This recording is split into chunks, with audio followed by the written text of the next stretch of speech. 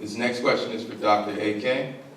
Are the current leaders within the black community doing enough to undo the lingering psychological effects of the Jim Crow and Willie Lynch ideologies that served as the backbone of the slave mentality? Well, first off, Ujambo, that is Kiswahili for greetings, hello. Secondly, I would like to seek the permission of the most senior elder, which will be you, sir. I will ask a question, may I speak, and what you respond is Kasa. So, me paying for me to me a Kasa, then you say Kasa. Kasa. That's what, as we sit with our elders, it's very important that we do not begin conversation unless they allow us to. It is important to understand that what we speak on today is a misunderstanding of the work of degenerate minds. You cannot look to fix anything you have not taken the time to understand if you haven't created it. There is a lot of talk, there is a lot of activity, but there is little to no transformation. Please, you can hold your applause. I appreciate it. It is important to know that one cannot live beyond their self-image.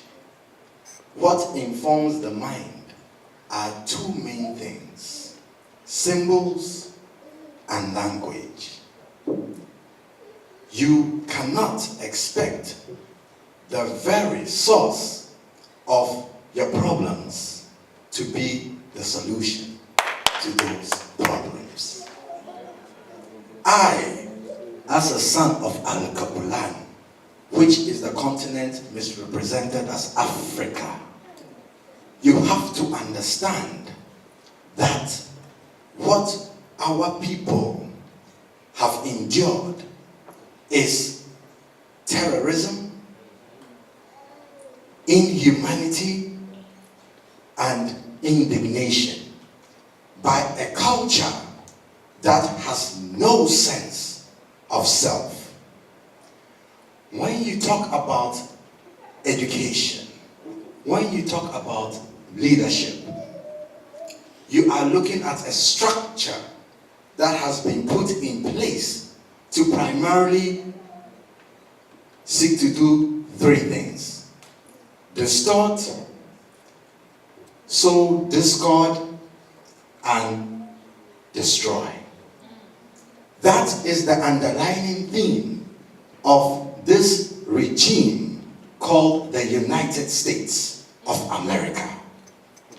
And you have to understand, just as a Jew in their right mind will not sit and listen to any representative of the Nazi regime talk about reparations, to a representative of the Nazi regime have a Nazi flag flying over their heads.